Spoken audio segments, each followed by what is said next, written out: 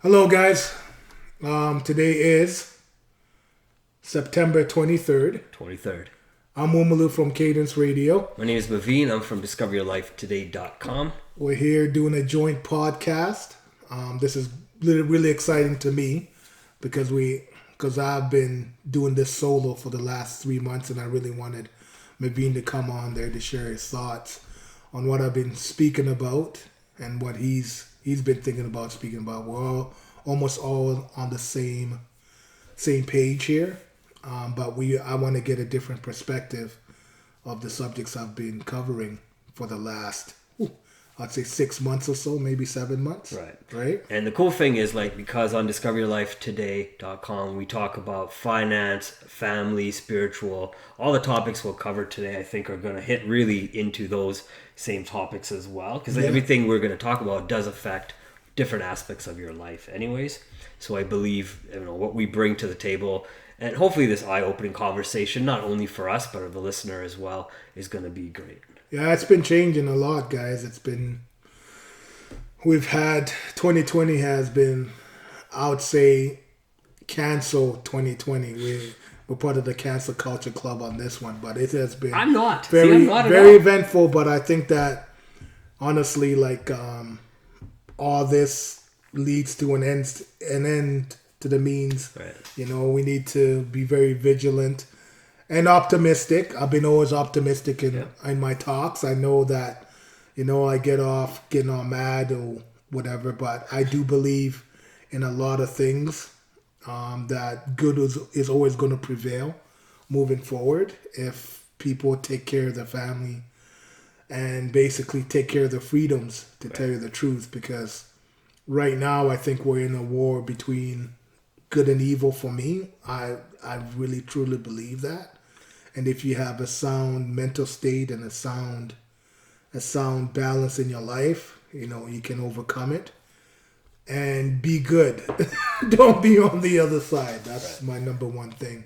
Don't be on the other side. For me, I look at, I hear a lot of people talking about how 2020 is over. Let's cancel 2020. Let's get to 2021. But, I look at everything that's going on, and I know a lot of the different topics we're going to talk about today go from COVID to the economy, human trafficking, and then just different changes and future predictions we have. But, for me, I had a new opportunity this year. I started a new job, and I'm taking it as not as, hey, let's cancel 2020 on the opportunities. I'm looking at, hey, what can I make of 2020 when everybody else is trying to cancel 2020, right? I don't really want to cancel it for me. I'm really trying to bring 2020 into the forefront for myself and my family, just like yourself, right, Umalu? Oh, hell yeah. All right, so. It is, it is one of those. I'm fortunate enough. I know a lot of people who basically did not, they were on the other side of it. I'm fortunate enough. I've been still working through this whole pandemic. I'm very fortunate. I thank the higher power for that, for sure. I feel kind of bad for people who've lost their job, which is not even in their control. Mm-hmm. That's something I really take to heart. That's something which really pisses me off, that people are losing their livelihood of something which they cannot control. Right. And that's really not fair to them, and not fair to most of the people in this country. I do agree that a lot of people did not have the right. They couldn't control to the moment they lost their job, right? To the moment, because if they lost their job due to COVID, the economy, I know especially in Alberta, it's oil industry, right? This is oil country. Everything's about oil jobs. I know a lot of people who've lost jobs in the oil industry.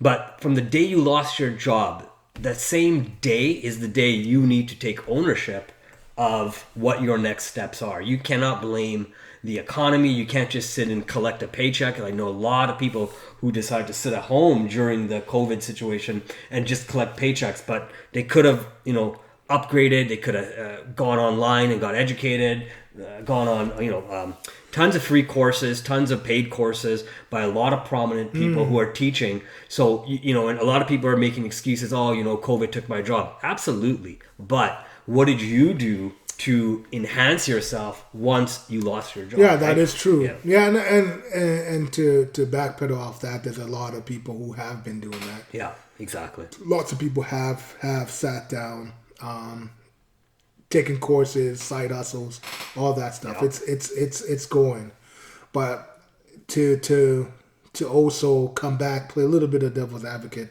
Yeah, a job is a job sometimes, but there's also people who've been losing their businesses too. Yeah, I know for sure. lots of restaurants who have been open for 40, 50 years.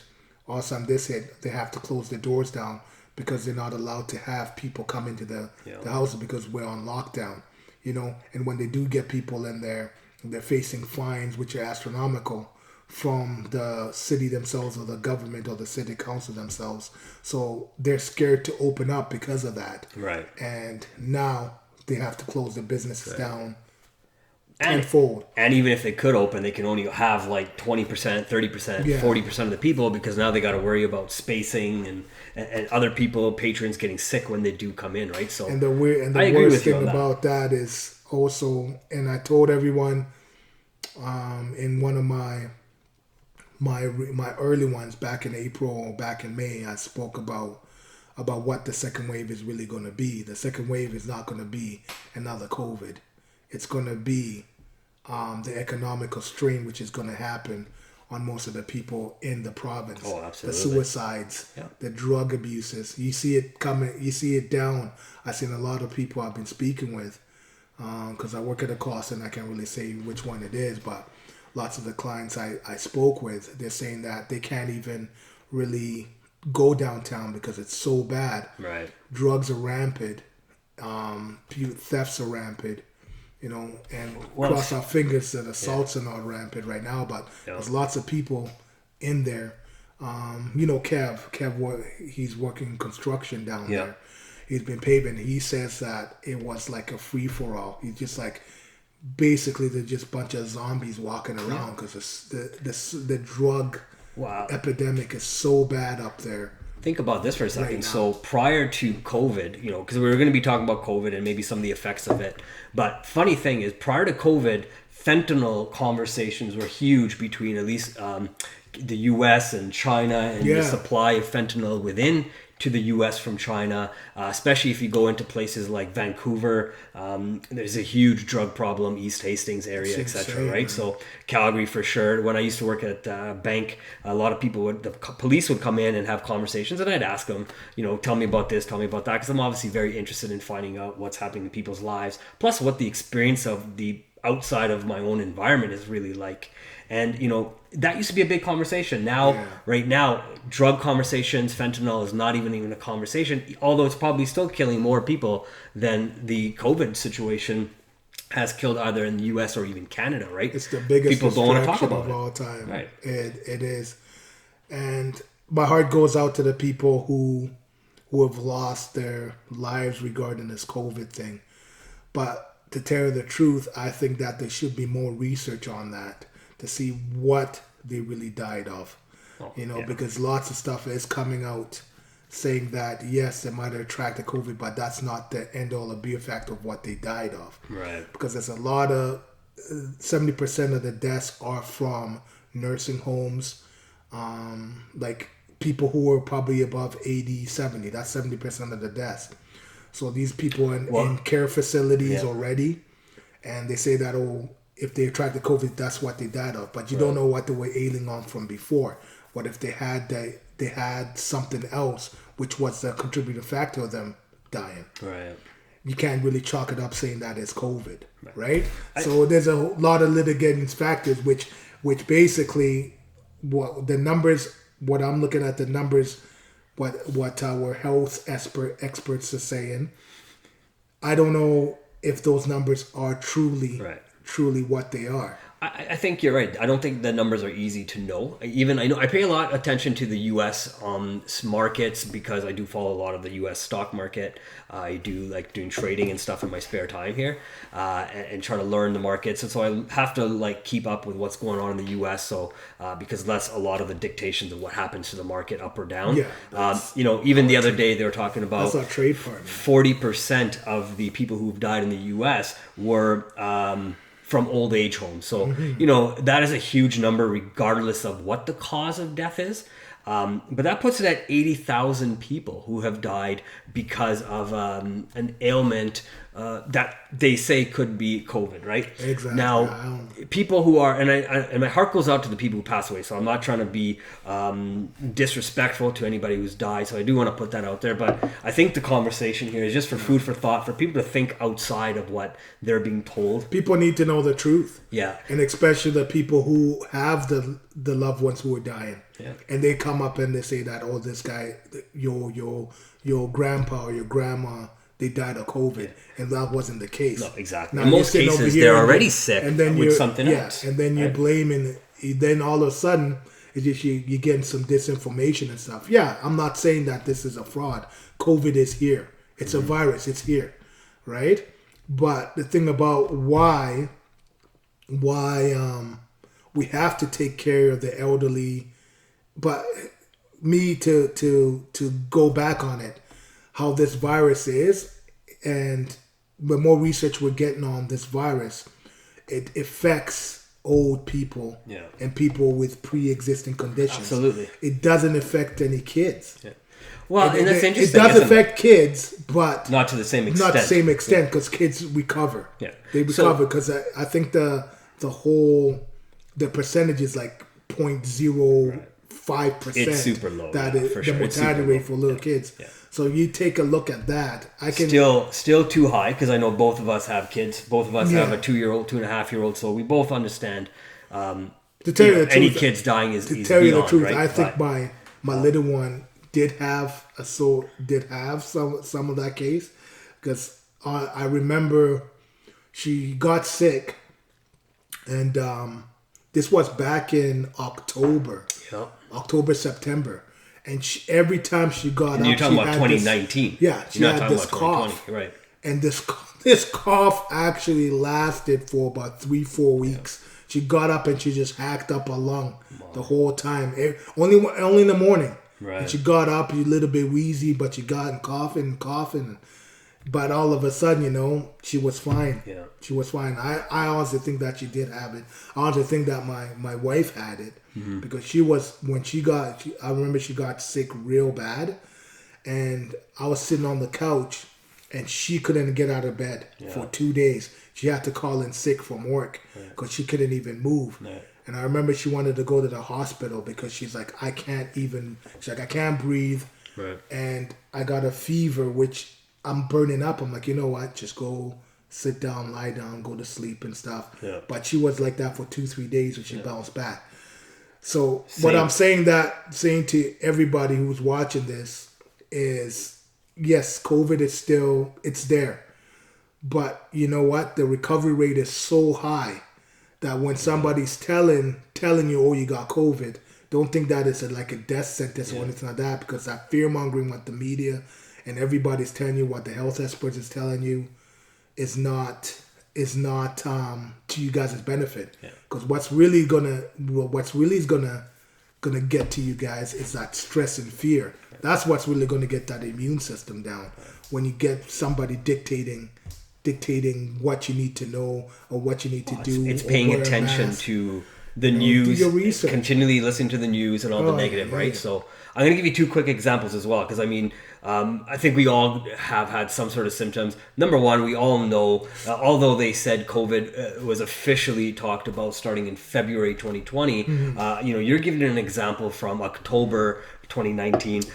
I had similar type of problem. So when I came back from my trip from Hawaii towards the end of November, starting in November there, 2019, I got super sick. And when I went to work, the manager to where I work said, hey, because a lot of people were starting to get sick and no one really knew what was going on. This COVID situation was not really known. Which was going around. Yeah, no one knew what it was. Right. But I've never got so sick before where I was so weak I couldn't actually write my own name. Mm-hmm. Like I had a tough time writing my name. I was shaking my friend's hand at work, and I was like, "Hey, I'm gonna squeeze your hand as hard as I can. Let me know how much it hurts or it doesn't hurt." Well, right? I'm trying to be a tough guy, but I was squeezing his hand, and he's like, "Squeeze my hand, man." I'm like, "I am." He's like, no, man, squeeze it. He's like, I can't even feel you squeezing. I said, that's how weak I am. So the weakness that had been brought into my own body was not because I don't take care of myself. It was obviously because, you're on a plane. I did land in Vancouver. So I was thinking about this right before our talk too,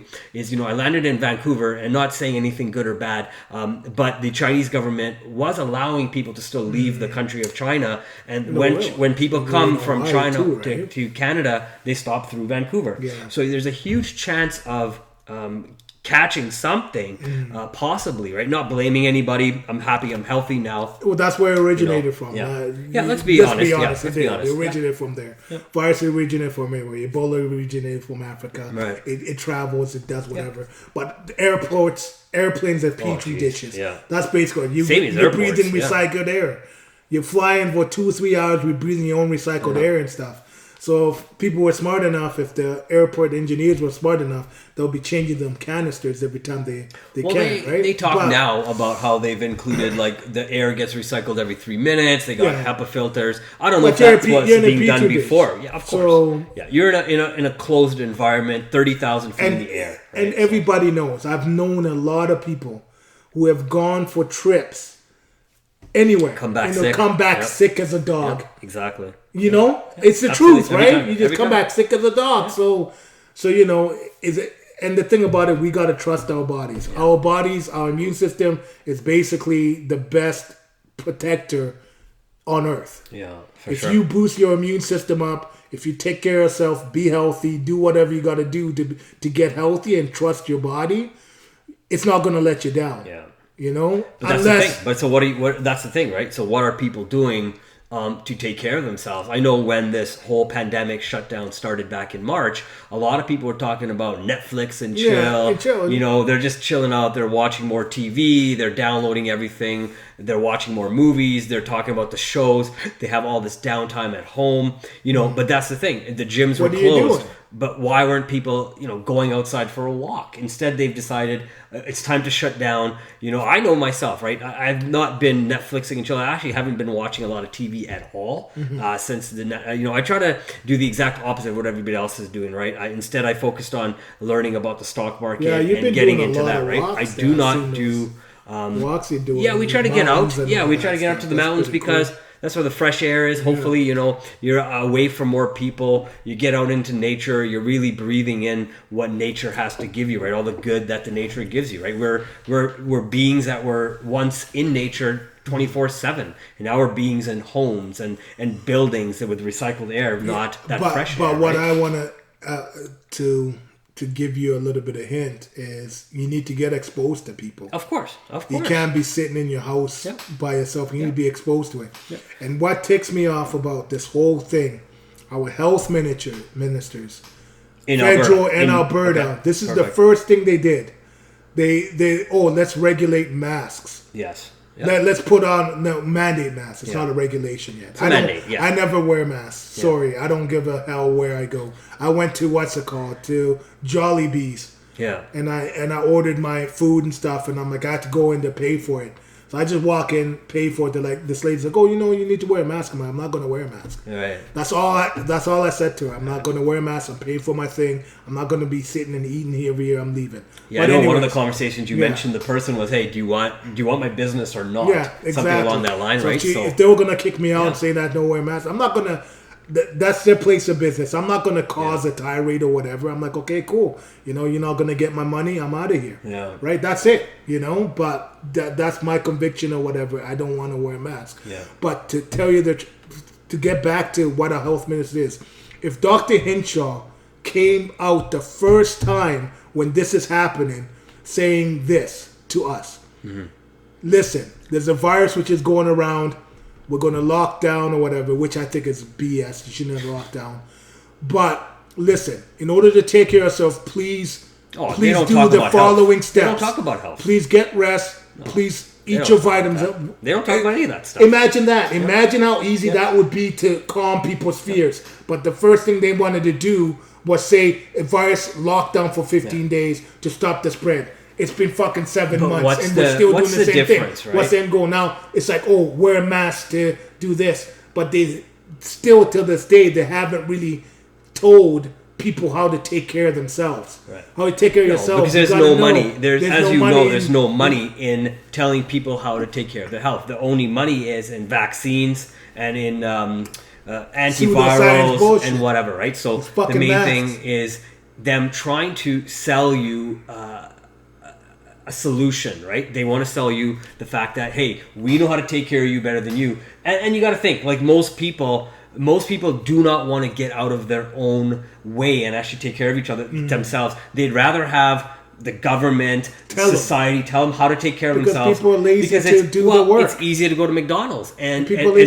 buy a burger versus make a burger at home. It's easier to eat whatever you want, and that's when you take the ED medicine, because if you just cut out the burgers, the fat that goes down there, you wouldn't need to worry about no ED medicine. But it's easy for the doctor to say, hey, we got some dilators, take the dilator, keep living the lifestyle you enjoy. Because most people are so comfortable, they don't want to change the lifestyle that they live, right? And how is it that, what is an essential business? And all the restaurant owners, all the small business restaurant owners should be livid about this, because they say essential business. They can have a McDonald's, A&W, Walmart, say for you. I can keep on going. What are all those pieces entail? They sell all big corporations all over. They're the essential businesses. Exactly. You guys aren't. You guys are just fucking flies on a windshield. That's all you are. So they can shut you down anytime. People should be pissed off about that. Well, this is, as you know, it's the how it's is the it? How are they more essential than I am? I'm serving the same exact. I'm a food industry. If I'm a small business, I'm a food industry. I'm serving the exact same stuff, even better than what McDonald's is. And you tell me I'm not essential? It's irrelevant. I'm not essential? It's irrelevant because you have to understand the agenda. You and I have talked about this off camera. We've talked about what the actual agenda is. It's about control. It's about getting money to the top of the pyramid. Who owns the? If you look at the Walmart family, they're all 5 owners. I believe it's 5 owners are all multi-billionaires. All of them. So twice over after the 6 months. So. Exactly, they've created. So why? So when you have that kind of business, when you look at companies like Amazon, those are deemed essential. The workers have to go to work to get the product out. You look at it's ridiculous, man. All of these companies are the banks are essential. I don't know how a bank is essential because I guess it's got your money, which we put a value to, right? So, but that's something for us to think about too, right? What do we deem and what do we allow them to deem? For us to think is essential, right? I think the most important thing is livelihoods are essential. You living your life, you having the right health is essential. But they closed the gyms down, so you can't go to the gym anymore. But they you can't get healthy. If the government was for our best interest, they'll tell us how. They would not even tell us. I'm not going to say tell us. They can recommend what we need to do. But it's for us to think for ourselves what we need to do. So only after, I think this was about within the last 2 years, the Canadian food guide actually changed. Since when we were growing up, they actually deemed certain foods no longer healthy, when for the time we were growing up, they were deemed healthy and essential foods. So it's not about the government telling you what's healthy, what's not healthy. It's us actually opening our minds and eyes and saying, shoot, why am I putting XYZ into my body? What is that going to do to me? How is my health going to be affected when I eat a certain food? How do I feel from eating that certain food? And what medication will I have to potentially take in the future if I continue to eat that greasy burger or that fried food or whatever you're eating, right? Or you say, hey, you know what? If I continue to eat my whatever vegetables or fruits actually work with your body, if I eat that, how does my body feel? You don't need a government. You don't need anybody. When you say you need the government to tell you or the government to tell the masses, the government only tells the masses things that make these big corporations money. Which benefits them to make money and do that. Higher taxes, and that's the thing. The government should be working for us. We shouldn't be working for them, first and foremost. I agree. I don't think we should even have a government, right? For me, that's my whole thing. The best thing is government is there to protect your charter of rights. If my charter of rights are being trampled on, but are they being? Hell yeah, you're being trampled on right now. Oh, it's trampled on right now. Exactly. So that's what I'm saying. Yeah, and that's the duty of the government to do. Exactly. That's not, but that's not what they are doing. Exactly. Right? So what are they doing? They're messing us up. That's Well, what they're They're doing. making side deals when no one's paying attention. They're right? running it as a corporation. Yeah. All that's what politicians are. Yeah. Politicians are business. That's all it is. The good Governments are the business. best saying is Countries are business. Best saying is the road to good. What is it? The road of good intentions is paved. I know what you're One saying. way I know, paved to hell or whatever it something is. like that. Yeah, I know what you're saying. That's politicians for you.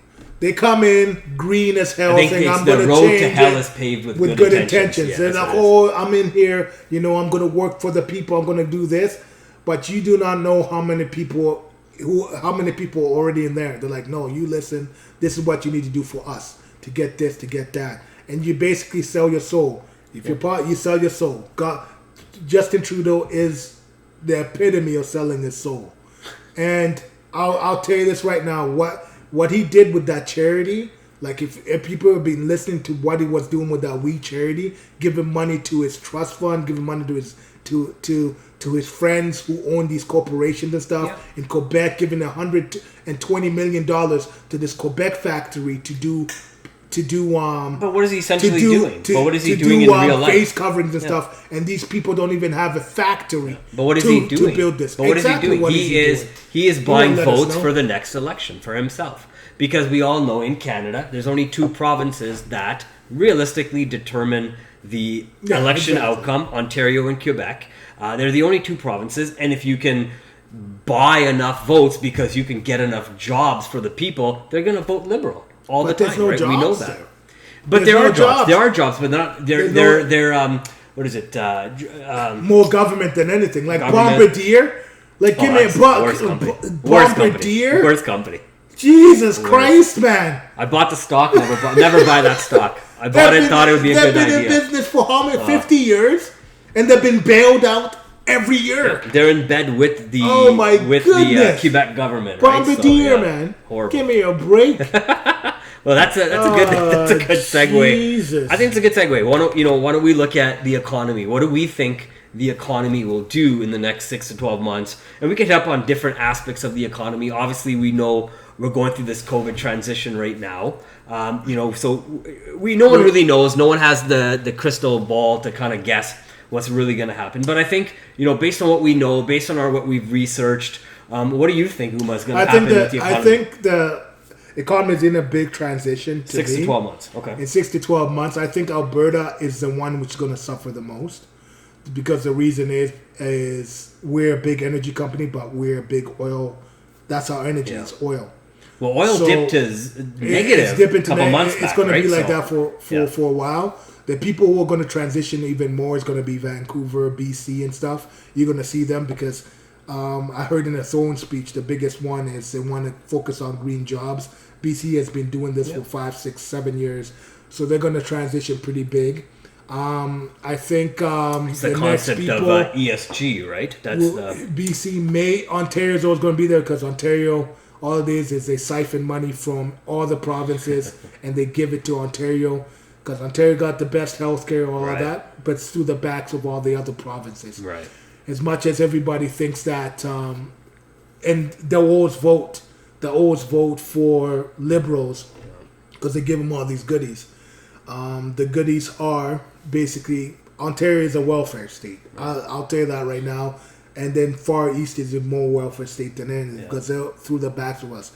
They have nothing for us anymore because they want us to transition over it. But like I said, I'm a Burton through and through. We've always been resilient. Let me add one thing to that. So even, I have great conversations, not just about insurance when I'm talking to my customers. I really get to know my customers. And lately I've been talking to a lot of customers who are like 60 years old and they've been working in the oil patch for years and years and years. Now they're retired. But they say the same thing. They say, you know what, for years and years, Alberta had been giving money back to the east and to the west, to the north, and we've been giving money because we had so much natural resources that were in need. We still do.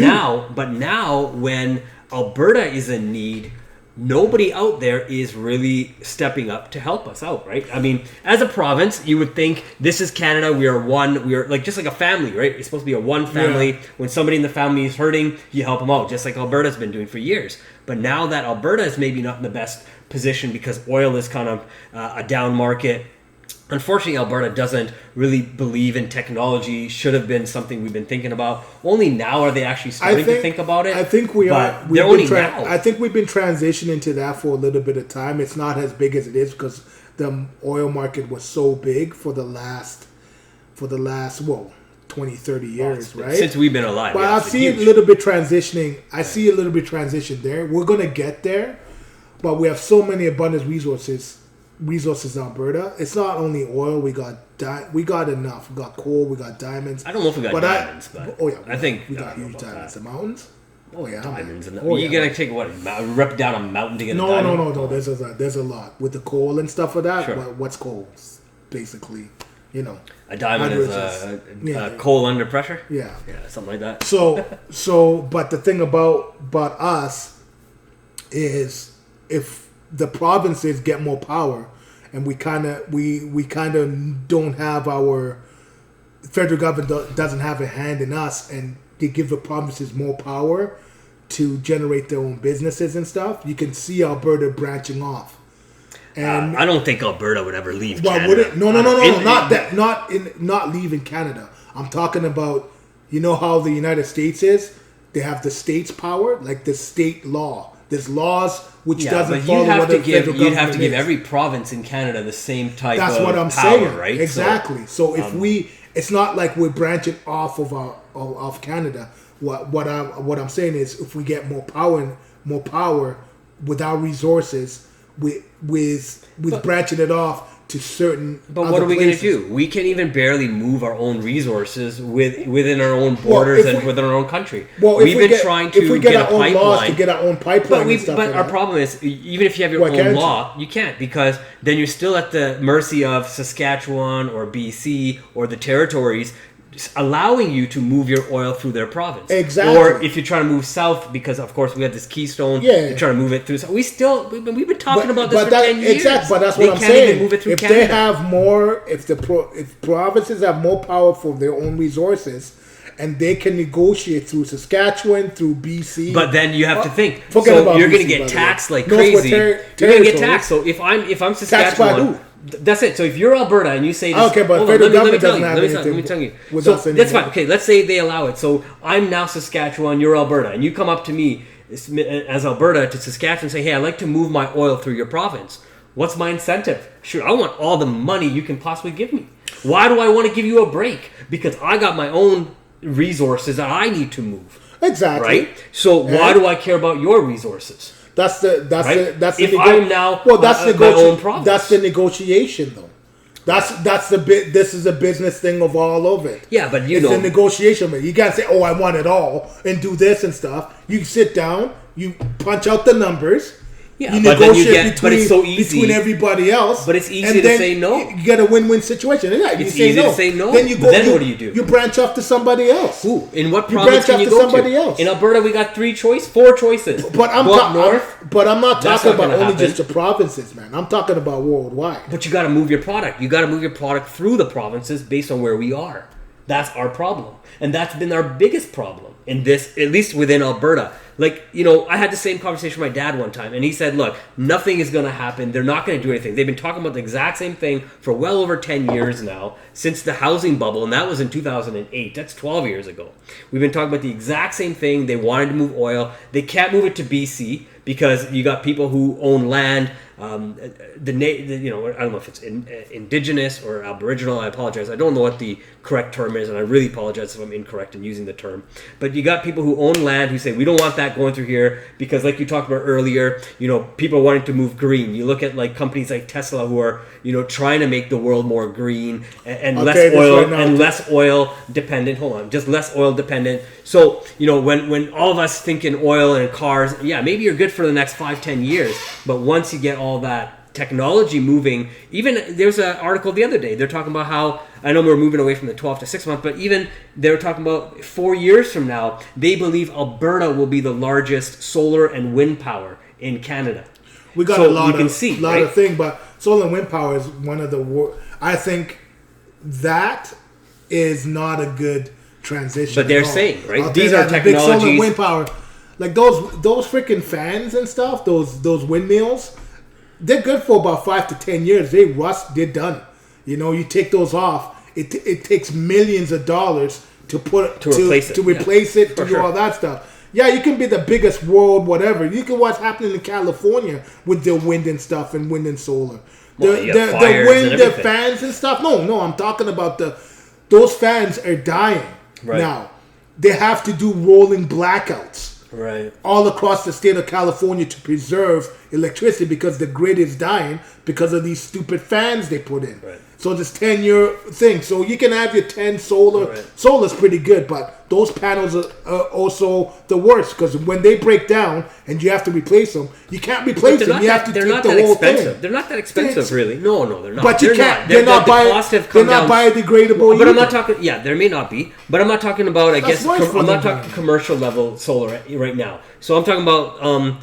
So one of the things. So I don't know. I look at a lot of things that Elon Musk is doing. I mean, this guy's all over the map. This guy's developing so many cool technologies. One of the things that he has is a solar power grid just for your home. So he has the Tesla battery so that you can have connected to your house and you can run your whole house on this thing. I'm not a big fan. I'm just saying, of Tesla. right? How cool is that? I'll tell you about. That's okay. You don't have to be a fan. I know. Right? I'm telling you about Tesla. He took one of the best guys' name, the real Tesla. Who cares? Who But cares about the name? But this is my. So did Nikola company, and they're freaking this a is scam. This is my rant about it. Don't rant. Let's have a real conversation. But not a rant. He took the name. Let's take a real conversation. The Tesla took the name, and he's throwing out technology which is 50 years old. So how do you know he's not the 50 years reborn? old. Maybe Elon Musk is maybe he's the reborn I'm talking Tesla. about, how do you know? If he maybe really, he's reborn Tesla. If he really wants to know, if he's really Tesla, if you guys really want to get with Tesla, I'm going to give you some Tesla. The 0 point energy. 0 point energy on the earth. But check you have to get to it. You can do it, man. What do you think he's working on? He's not working on How that. do you know? He's not working on it. He's taking old NASA stuff, old NASA equipment, and saying that and throwing it to say it's his. That stuff has been done all over the place. I don't know all about the that. electric cars. He's been saying that. That old Tesla, the fly. Oh, I flew people up in the sky. That's all old NASA stuff. He's not there. It's not the fact if he that really no, wants, hold on. if It's he not really about. wants, if he It's really not wants, about. It's not about flying people up. It's about having reusable he's products still, to bring back down and reuse the rockets. That's a huge thing that he's done. That's a huge thing. Why would you want to get electrical? If he wants to really get down to the fact about it, and he knows it, Tesla knows what he knows. Whatever, the company knows what they know. Of course. But the real patents, the real inventors have been silenced till they've been silenced. Electrogravitics, 0 point energy. You can get a thing straight up. I seen it. Everyone's like, oh, YouTube or whatever. You can build one. You can put it in, and it actually generates energy from around you, around the Earth, because it's always a magnetic field. And that's what Tesla was building. Tesla built this whole globe around the world, and he's like he tapped into the magnetic force of the Earth, and he could get energy from all over the world. Sure. No one wanted to touch that. So if Tesla is really wants to really do that, but he is not Nikola Tesla. Give me a break. This is a name of a company based on a dude I am assuming he looks up to. I'm just assuming that. But I'm just saying this. I think you can say what you want, man. No problem. We all have a right to an opinion. But I'm just saying, this guy is doing more than other people are possibly trying to do. He's trying to help make the world green. He's doing the He's trying to get the reliance off of oil. Doing. He's trying to get the reliance off oil. He's trying to help clean the planet, in my opinion. He's also trying to connect the world better. So what's wrong with somebody trying to make things greener and better? We've been talking about this for years. He's doing the same exact thing. There's been with energy. EV batteries. These electric cars, guess what gets to charge them? Electricity. Guess where electricity comes from? Water. You have to use coal too. Well, you don't need it, but you can have it. You can have it. You don't need it, but you can have it. Most of California still use coal for electricity. Of course. But there's places that use nuclear. Why do you think he went to Texas for? There's people who use nuclear But why do you think he moved his plant to Texas? Taxes? Taxes, exactly.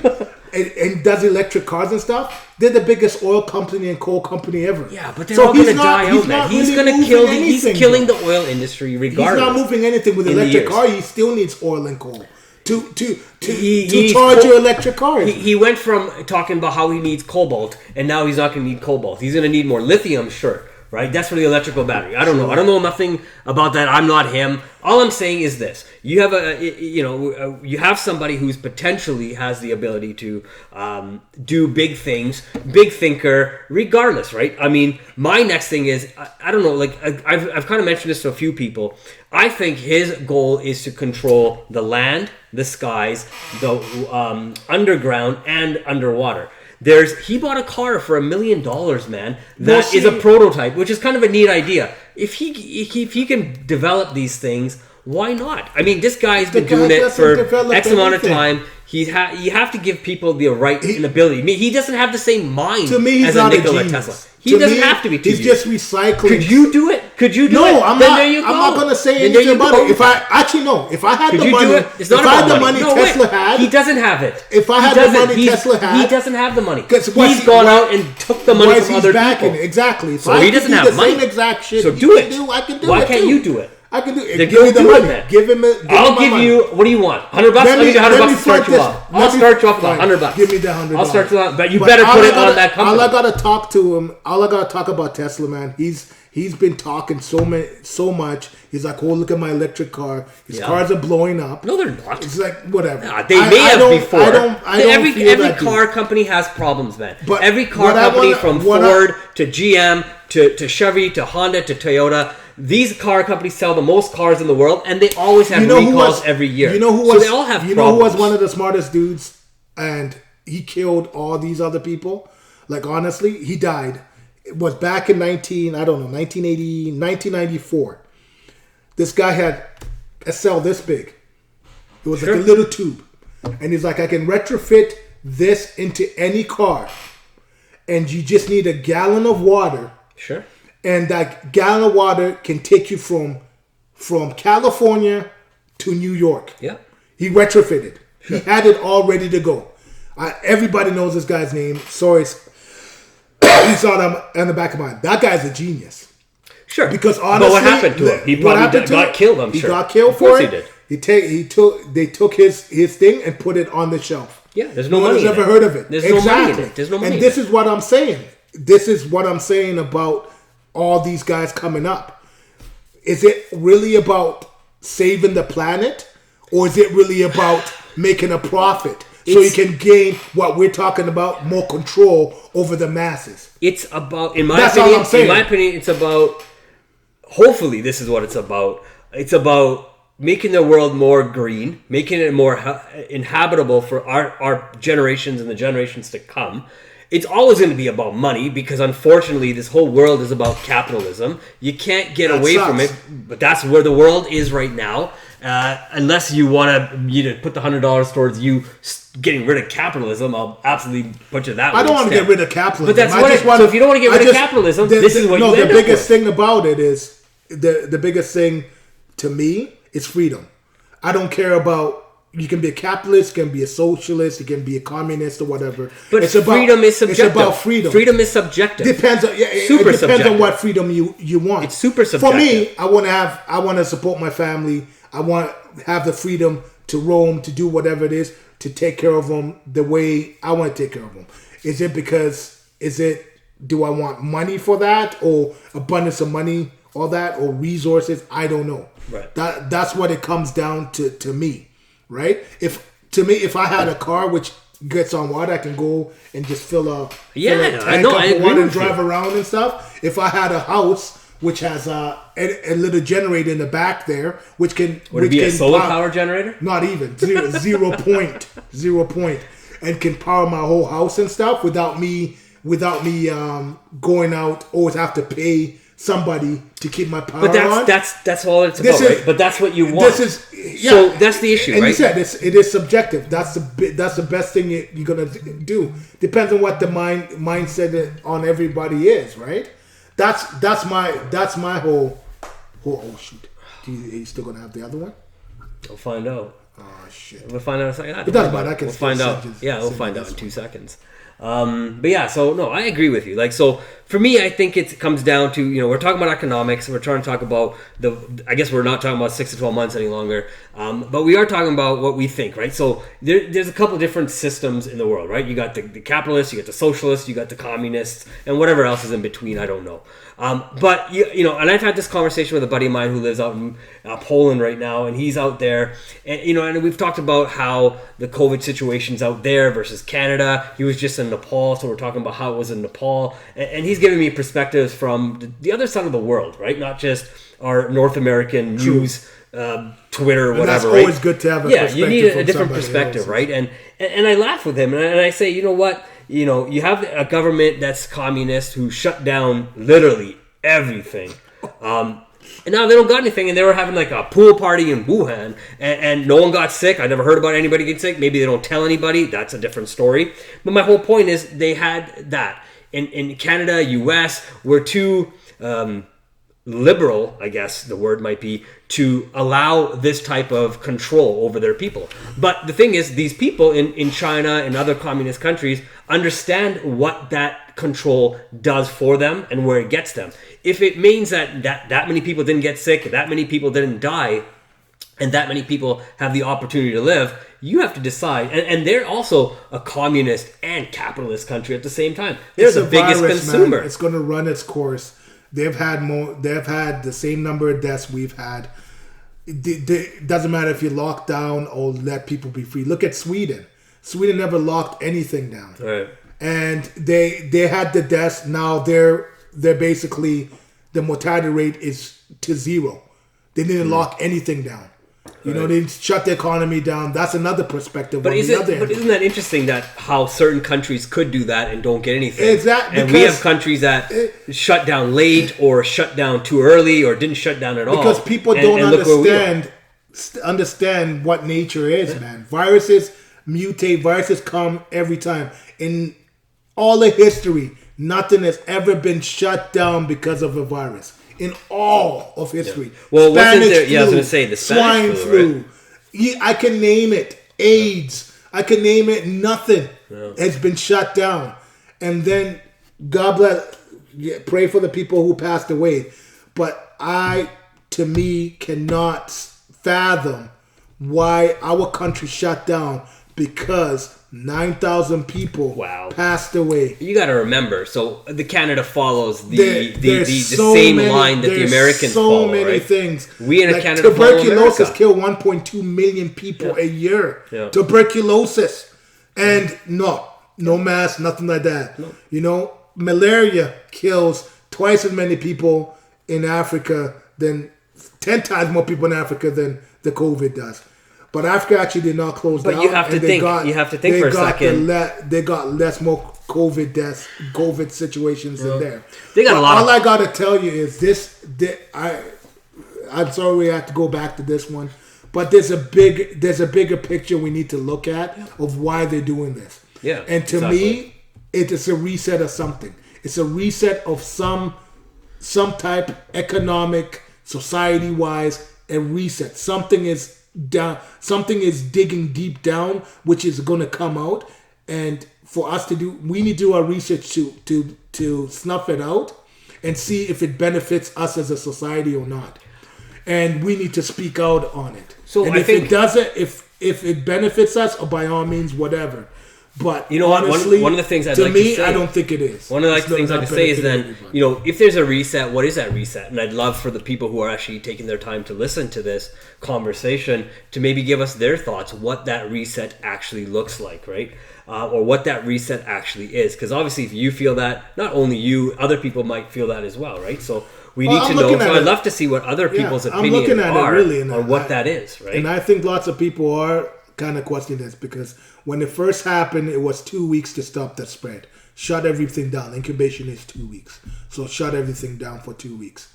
It's 7 months later. Yeah, exactly. Yeah. And it's still now we have to wear masks. Yeah. Well, What- again, what you're else trying is- to what create. else is next Again, you're trying to on create the- a norm that's the same norm that's already in China and countries like Vietnam and Indonesia. You're trying to create norms as these countries are used to having already, right? So why would you want to? You have to. Again, it's all about. Conditioning. You're doing a human conditioning experiment essentially, right? So hold on. So what they do then is you have to get people used to the idea. So if you want to control people, you want people to live in fear, you want people to live controlled, subconscious. It's all psychological. People walk up to each other and still having issues. I know. What's the first thing me and you did when I saw you, man? I gave you the biggest hug because I haven't seen you in a while, and you're still my brother, and I love you because I know you're not sick.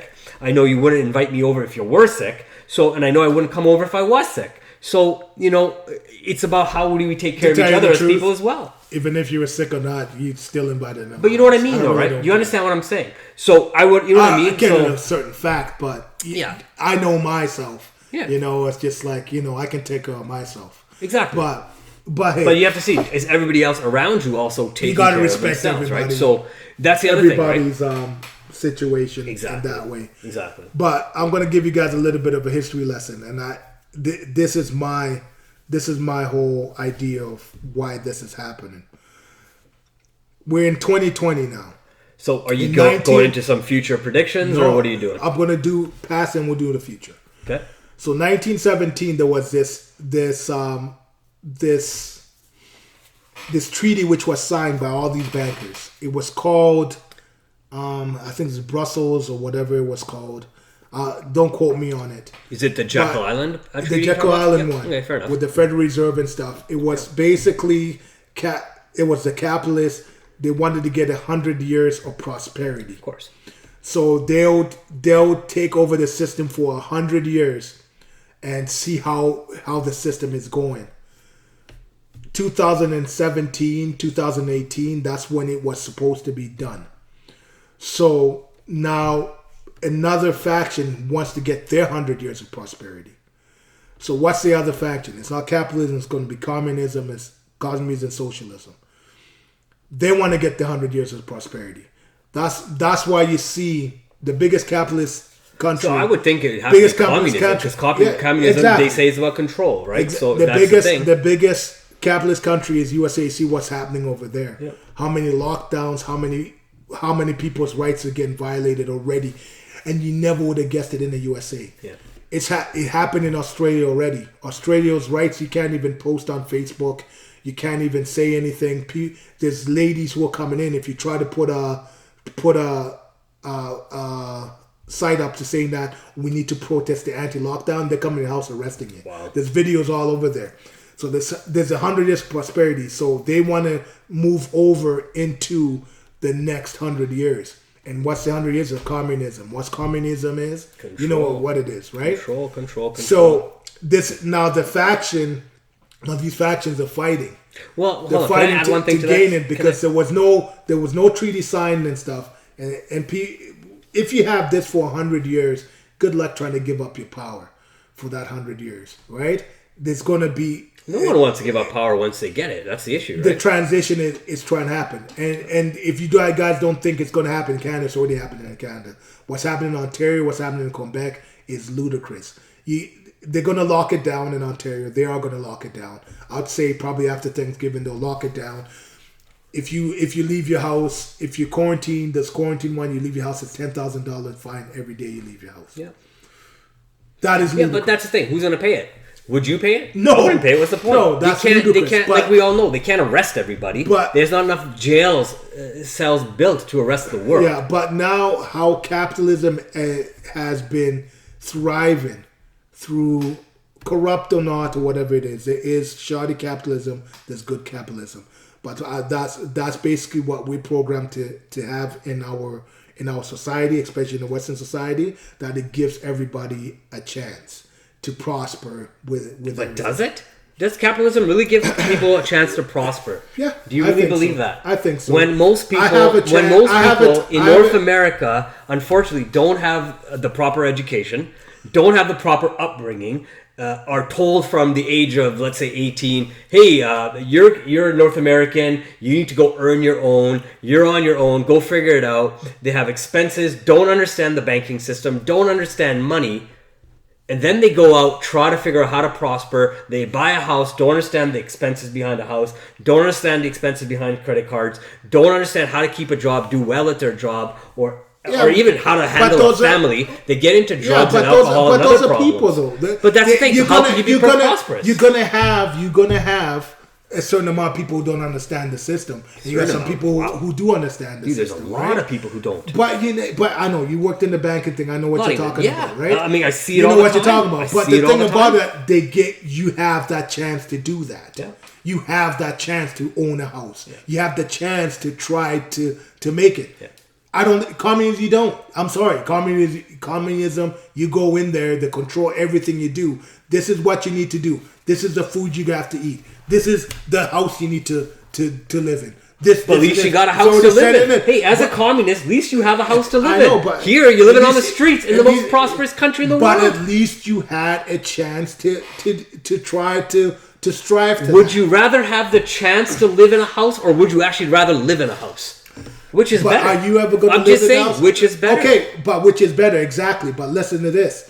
After all that is said and done, if you spout off one thing, you can lose that in a certain minute. Absolutely. I'd rather have because that goes into the concept. I'd rather have my power. I'd rather lose the house on my own means than someone that's saying that, hey, this is what you did. Oh, remember what you did this time or this time? We're going to take away this and that from you. I think that's the concept of biting the hand that feeds you. Exactly. So I don't want anybody who wants to feed me. But that's right. That's fair. I agree. And I'm just trying to play both sides of the fight here, or the argument or the story, right? But that's, if you have that ability to go create for yourself, a lot of people go out there and create something great for themselves. There's a lot of young millionaires. There's a lot of people out there prospering, even during this COVID time. That's what we started this conversation with, right? There's a lot of opportunity out there. It's a big chance. If you can see the opportunity. I know my cousin, he's out in Quebec. He has a clothing company. The clothing business is dead. People aren't, you have a factory. But he has a business mind, though. Yeah, so people aren't buying clothes. People aren't really going to this malls in the U.S. or in Canada. The boutique stores aren't really buying. So he has to pivot his thought process. So what did he start doing? He started making masks. Yeah. Right? Because he says, hey, look, I have the ability, I have a factory, I already have all the suppliers, so why don't I start making something that if people are going to make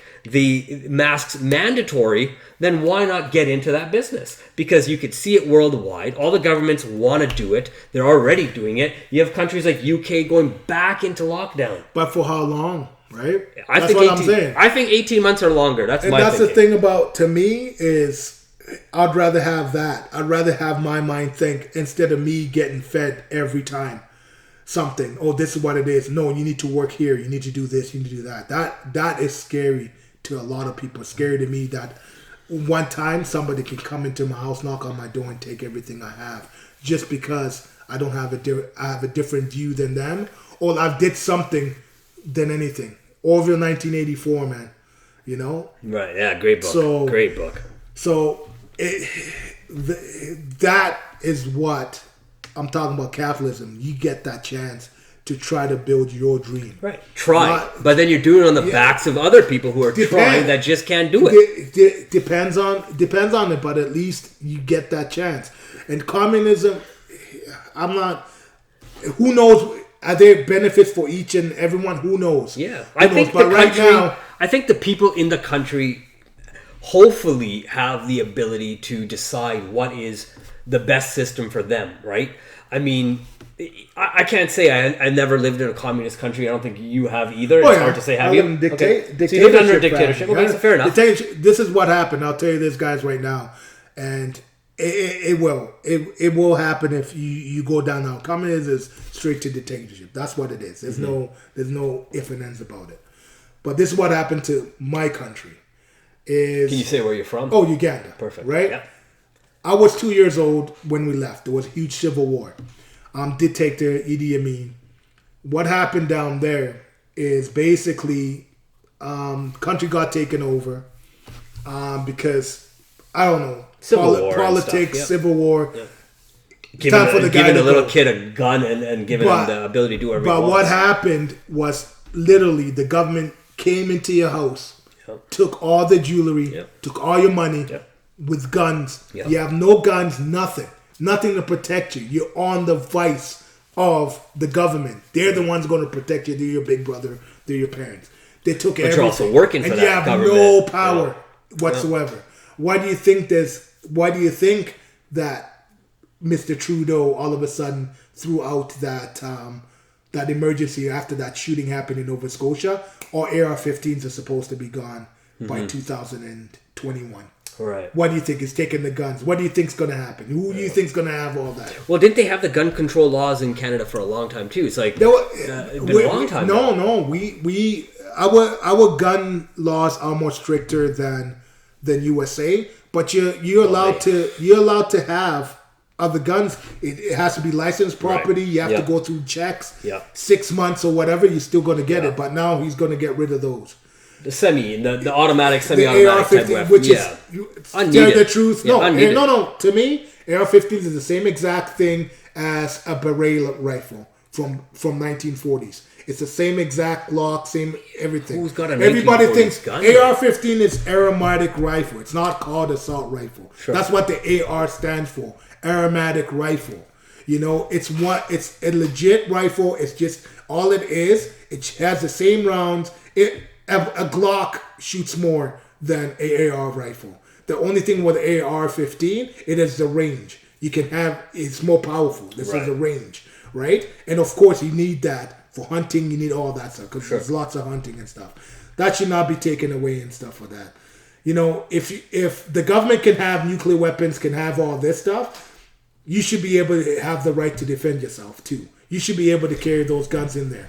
Because honestly, if somebody's coming to my house, knocking on my door or whatever, going to rob me and stuff, I got the right to defend myself. I'm not going to go call 911 where it's a 15-minute response for police to come and get you.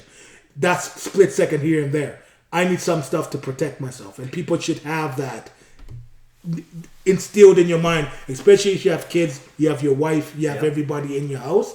I'm there to protect it. I'm the protector. I need to protect them. And just imagine how messed up the law is too, because as soon as someone breaks into your house, they say you owe the person who broke into your house the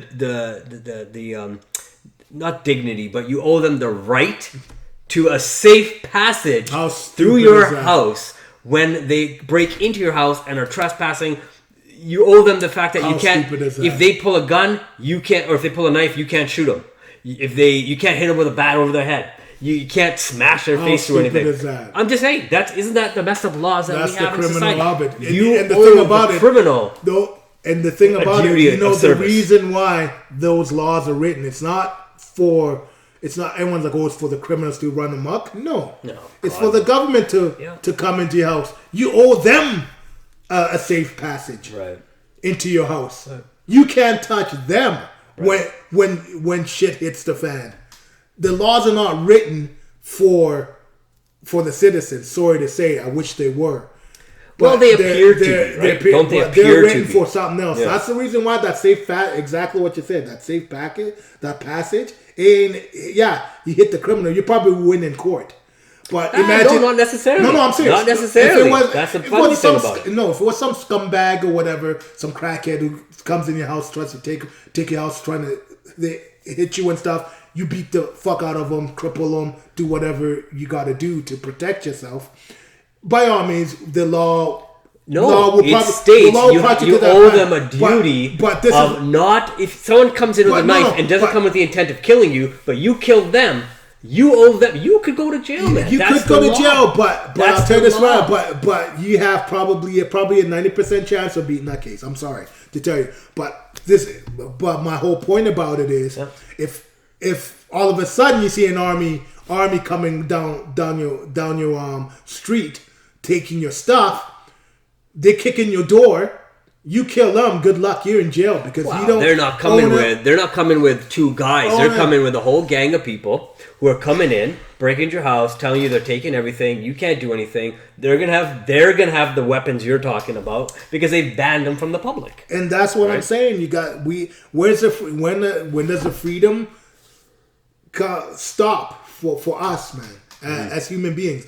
95% of human beings are straight up. What do they want to do? They want to get up, make a good living, take care of their family. Do you think I think 95% of the people are like that. Take care of the family and stuff. We're raised in morals. Right. Most people are raised in morals. Two-parent households, you want to see what your dad and mom do. But let me ask you, do you think people so. really they're want... good people. Do you really think people... Well, I think... So, from what I hear you say is people want to get up, go to work, provide for their families. Sure. But do you think it is a necessity they need to get up and then go provide? Because that's the way the whole system has been created. You think the system was like this on purpose? Because you just talked about it earlier. 1914, they came in, Jekyll Island, they wanted to make all these changes to the system. So you come in, you say, hey, we're going to enslave people. We need those people to work longer. We need them to create for us. And slavery is when other people are creating for you, in my opinion. So my thinking is, if you are a human being, you don't get up because you want to go to work. You're getting up because you have bills to pay that they've created. You have things to take care of. You got to buy food. Because instead of showing you, like you were talking about earlier, instead of showing you, hey, Mister, it's easier for you to grow your own food in your garden. They say, no, come to the grocery store and buy from us. Okay, right? So isn't that I just said given the right, given the for the family, given the ability, I don't think people want to go to work. I think, like you said earlier, I spent some time in the mountains, getting out with the family. I think most people would love to do that, unless they get a different calling in life too, right? We're talking about someone like Elon Musk. I get your feelings on him, no problem. But he feels he's got a bigger calling. He wants to build bigger things, go out into space, put up satellites, whatever. That's his thing, right? But I think if we all had the ability, like you were talking about earlier, if I had the time, money, and effort so you can go do the things that you actually want to do, not the things that you have to do, I think you prefer to do that. Well, that's what I'm saying, though. Most people just want to provide their family and live their freedoms. That's it. Yeah. But do they want to go to work? No, I don't think people do. Provide for the family, whatever means that is. In a perfect world, I would say, I've been said in my podcast, we're not meant to be working 8 hours, 10 hours a day. We're not made to be productive. We're meant to be productive. Yes. But there is, in so many ways, you can be productive. Yeah. Right, and those are the ideas which come to fruition to everyone. What is to be productive? Like is it a utopia or whatever? You need to ascend. You need to grow. I don't think there's such thing as a utopia. Do you? No. Not with our mindset, with our consciousness, us human beings and stuff like that. We in my lifetime, I'm never ever going to see it. Well, right? We're not working towards a collective anything. We're all working for ourselves, right? Like, you come into North America, that's the biggest difference. Like, your parents come from Uganda, my parents come from India. The biggest difference between there and here is those countries are all about community, working together for a common cause. Here, you come to, like I was saying earlier, you're coming to North America, and you know what? And I write about this in Discover Your Life. My goal is to help people prosper by using the information they do not know to do better for themselves. So, my goal is to help people excel themselves in a capitalistic society. That's my goal, right? It's for myself. My goal is that for you. The goals are for the same people who look at my YouTube videos, go on my website, take a read of what I'm writing. But, you go to those countries over there, they're talking about something different. They're talking about just thousands and thousands of generations of history and teaching and community. And the way they live is a lot of times the original way they had intended to live. Only now, since the North American penetration of the way we live and the lifestyles that are being projected to these people, saying, hey, you can have everything in the world too, look at the way we live. But look at the way we live. Only a certain percentage of population actually has all the money. Look at the COVID situation. How many new millionaires or billionaires did it create? I don't know. But all I know is the current billionaires only got richer. We're getting money. Free money. Oh, free money. On whose back? The means of our production is whose back is free money? Going like this to it's dropping. Yeah, I agree. That's all it is. When you give society which system free is money. good? Which system is capitalism? I think they both wash each other's hands anyways. And people are gonna say, "Oh no." So then we end up in a socialist society because it's right in the middle. Essentially, what is really capitalism? If you really look at it, means production and stuff like that, it is. But it to me, yeah, the two systems wash each other's hands.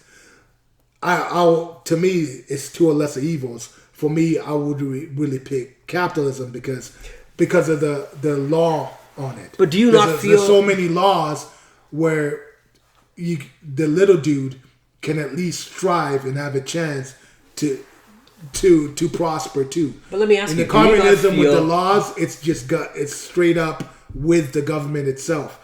They won't have let you control. allow to barter. They won't let you to do anything like that. These are the products you need to sell to the masses. You can't sell this because we're not going to allow it. It's going to cut into our thing. I look They're at the judge, jury, and execution. I look at it this way, right? So you look at both sides. Both sides have an element of control.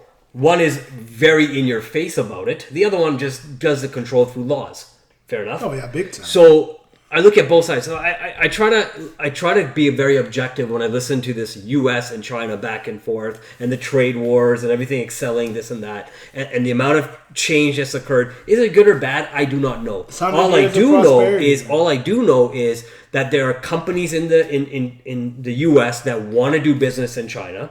China lets these companies either do business or not do business.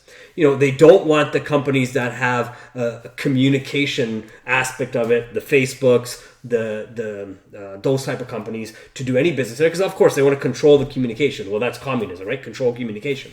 We're the biggest ones here. But we control it. Us in Canada, we're almost socialist. So then what's the difference? And that's my question, right? We are just hiding, I believe, what we are in Canada and in the U.S., we are just hiding and pretending to be capitalists, but we're really communists that have a capitalistic agenda. There's two communication companies in Canada. Shaw and Rogers. Well, there's TELUS and there's Bell. Yeah. I'm sorry. There's four big ones. Yeah, four big ones. There's a law in Canada where no other people can come in to compete with them. Yeah. Verizon tried to compete with them. They went to the Canadian government. Canadian government rather law them. Verizon can't come in anymore. Right. That all said and done. So you have 39 million people, right? If I'm sick of one communication, go to the other communication company. I don't have the choice. I don't have that much choice. Right. Well, in USA, how many communication companies are there? Right. Really, billion, like hundreds. Hundreds. There's lots. There's quite a bit of back options. And forth. Yeah, there's options, right? But also this is what I'm saying. In my whole thing, are we? That's why I'm saying these two things, they usually wash each other's hands. Yeah. It's basically what it is. It's all about the means of control. That's basically it. Control into what aspect of it. I can build my company and make it as big as it can, so no one else can come up there, and if they do, I can crush it. Right? I think this is what's happening now. This is straight up with this COVID situation. This is straight up what is happening. All the big, huge corporations are coming in and taking out all these little guys, and you see it. All these people who are gonna close down, businesses are gone. Mm-hmm. Watch, another Starbucks is gonna. Of course it is. Yeah, another Walmart's gonna come up. Yeah. And they're buying those buildings for pennies on the dollar. Yeah. Right? Yeah. That's true. This is the craziest thing about the capitalist thing. That's crony capitalism. This is the worst about it. They engineered some sort of lockdown to take over even more things. More land. Everybody. Yeah, land is the most. You can't make any more land. So you want to get the best of everything. You want the best locations. You want the best property. You want the best street corners that are available. So like you said, Starbucks, right? They're on every street corner. Why? Because they want the best locations to get their product out. It's going to be horrible, right? Man. And this is what scares me about. But if people are working from home, why do you need to go to what do you need to go for Starbucks for? Yeah, when people working from home, there you go, and you put the whole point in. You don't have to go to work anymore, right? You don't have to go to the building. Working from home. What's going to happen to that building? I don't know. Why is the company going to pay rent and pay all that stuff? Boom, it's going to be it's just going to be another lease building. Who's going to come in and buy all that? Yeah. Well, I don't know what they'll do with the land. That's all I'm saying. Who's going to come in and buy all that? Yeah. Somebody owns it and somebody Like will if you buy can't it, go to right? work. Yeah, somebody owns it, somebody will buy Work it. into your house now. Yeah. And then when we work in the house, we're going to get taxed more because now you're doing it. Well, they need more money. They need more money for infrastructure. Now They the can't get government's from going to businesses. come and kick you in the ass for that. Yeah, agreed. I agree with That's that. my future thing about it. Yeah, let's get people commuting, do whatever it is in order. See, yes, the system is not perfect and stuff, but if you want to keep what you want to keep, man, you got to keep it going to try to get a better solution 10 years down the line or whatever, because this is not working. This is a straight up power grab. What for if whoever faction which is going to come in, that faction which is going to come in and take over, man, it is going to be the worst you're going to see. These masks and stuff, this whole thing. I'll tell you this: the masks are number one, and the vaccine's going to come in. Oh yeah. They're going to take us to the cleaners, man. And this is what's going to happen. You can't have a vaccine. You have to have a vaccine to travel around the world. Right. You have to have a vaccine to go to work. You have to have a vaccine to enter any public building, office right. building. Right. You need to show your papers. Right. So what do you think that is? Well, That's is it the 1984 all over. vaccine? Is it going to be the vaccine, or is it going to be you need to be tested and show that It could be you're even clean, both. right? If I had to pick, if I had to pick one, I'd rather be tested than vaccine. It'll be. I'm just saying, if I had to pick one, I prefer to be Trust me. tested than be vaccine. I do not need a foreign substance jabbed into my arm with liquid. I'd rather have like a Q-tip and you tell me if I'm good. No, if it runs, yeah, you can get tested. All of a sudden, it's like, no, you have the COVID. Right. You need to take a vaccine then and there. Well, we they have can to show you. but they can tell you anything. We have to. No, but that's what They I'm saying. can tell you anything. You can They sit don't over even here. need. They don't need to tell you anything. I don't even want to get tested. Yeah. I don't want to. No, don't prick me. Don't do whatever. Right. Because once you get tested, you got that. Now you got somebody right behind you with a fucking needle ready to freaking jab you, saying that you need to take the vaccine now because you tested for this and we need to get you. So no, I don't want no test. I don't want anything like that. I'll tell you. Most of these tests are false positives. Yeah. To be the coronavirus is goddamn cold.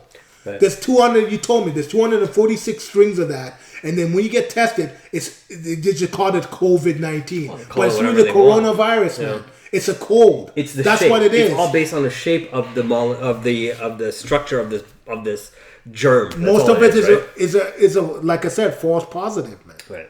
I see. That's the thing. I've had this conversation with other people before, right? We all listen to what we are told. The problem is none of us have the time to actually go research what we are being fed information-wise. man. So when we're talking earlier, when you have the ability to go listen to people instead of spending 8 to 10 hours at work, 2 hours commuting every single day, spending time away from your family, spending time away from the things you actually want to do, and actually research, you want to find out, hey, are these people actually telling me the truth? Yeah, I know. You don't have the time, so you have to either believe what you're being told, hoping that the people that are telling you are good people telling you this, hopefully don't have an agenda behind whatever they're telling you. You either have to be in that camp believing what they're telling you, or you have to be in the camp that says no matter what they do, it's always a lie. And that's what I blame about everybody, the educational system. It's all about reciting. It's all about remembering, reciting. Yeah. There's no critical thinking. No, not at all. No critical thinking on most of the subjects. What's the most? Probably math is the most critical thinking, I think, because you have to do the formula. But it's a formula. Once you know a formula, what's the critical thinking behind it? Yeah, but you have math is a different. You still have to memorize a formula. But it's still a different. It's a different. You use maybe a different part of your brain, but in the end, I think it's the same. Yeah, but everything else is everything else is basically reciting. It's like you got a history, social studies, English. Right. You doing Shakespeare, you got to recite. You got to write a paper of what remember he said. And talk. All this, remember it. You can't critical think for yourself, and that's the thing. I think the only thing that's critical thinking would be philosophy or it's some sort of critical thinking because you're trying to decipher what someone else meant. So it is some sort of critical thinking. There's also like poli-science where I think you're talking about more politics and stuff like that. Yeah, but and again, you're critical thinking on what somebody else is telling you. Exactly. Right? So some people just spewing out all this stuff to you, and you're taking it in and you're remembering it. It's programming you. Oh, what they're saying is this and this, and they'll give you facts, and you don't want to you don't want to expand on that. No. You just take it as it is, and Face then you're value, reciting yeah. it to the next oof who listened to the same exact thing to you. Oh yeah, that's what they said. Do COVID is taking care of this many people or whatever it is, right? Oh, 9,000 deaths. You know there was 9,000 deaths about it? 9,000 deaths? Really? Yeah, there was 9,000 deaths. Yeah. But why was it 9,000 deaths? That's right. Is it because of was it because of COVID? Was it because of something different? Yeah. Then those are the questions you need to be asking people. Right. See, I love what you're saying, Uma, because exactly what the Discover Your Life Today actually means is going out and discovering things that you do not know, that you don't have the time for, or thinking in a way that you aren't actually thinking. It's feeding you a piece of information from an angle that you've never considered, right? Mm-hmm. And I think that's what you and I do. This is what we challenge each other with when we talk. This is how we try to challenge the listener to think slightly different. Take the information that you're hearing, but learn from it. Go research the information, right? I know we wanted to talk about a lot of different things. At least, 4 different things today. We absolutely haven't hit any of that stuff. Yeah, we did economy. We did economy. We did. We forgot the human trafficking. That's okay. So we'll go into that now, since it's a good way. One of the things that we were talking about, and it kind of hits with the COVID and hits about the economy, and we were talking a little bit about COVID and a lot of people sitting at home watching movies, Netflix, and you can see how the stock of Netflix has gone up. You can see Zoom, and more people are Zooming, and they're doing these, drinking over Zoom or drinking in front of a video, because the idea is to acclimate you to say, hey, you're not going to ever see your friend again. You might as well drink on the video with that person on a phone and talk to your friends, right? I know you and I had talked about that when that started getting popular. I was just like, no, we ain't doing that, right? I know we tried the Zoom thing and we said, no, we're not going to do it. We'd rather do this in person. There's a totally different dynamic about talking in person. You get to see the body language and everything. You guys do the digital thing and all that. Human beings are social creatures. Yes, that's how we survive. Absolutely. And the best thing I was listening to, I don't know, was it Corey Diggs, and no, it was actually maybe David Wilcock I was listening to, and he made the best thing. What they're talking about, the 6 feet of distance. Mm-hmm. Your aura goes 6 feet. Your aura goes 6 feet. That's basically your heart rhythm. Like you have an aura around you, which is 6 feet.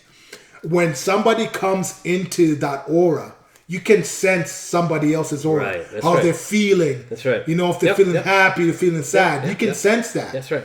So they're telling you to be 6 feet apart from somebody, so you can't sense anybody around you. No. So once your aura is not getting fed, like your soul starts to die. Your spirit starts to go down. Yeah, that's right. You sense yourself being down or whatever. Yeah, you got your family and stuff like that, but your family's aura is there. Yes, that's cool and stuff. But us as human beings, as social creatures, you need to experience a whole lot of that in order to gain that. And that's to me, that this is what the nefarious thing about it is. That 6 feet of distance. Yeah. And then also the mask and stuff. That mask is not to protect you. The mask is to honestly muzzle you. Yeah, close your mouth. Because you're talking about it and you're looking at it. You have 6 feet of distance, and then your mouth is closed and stuff like that. What does that really tell you guys? Well, we don't want you to talk and be around each other there's anymore.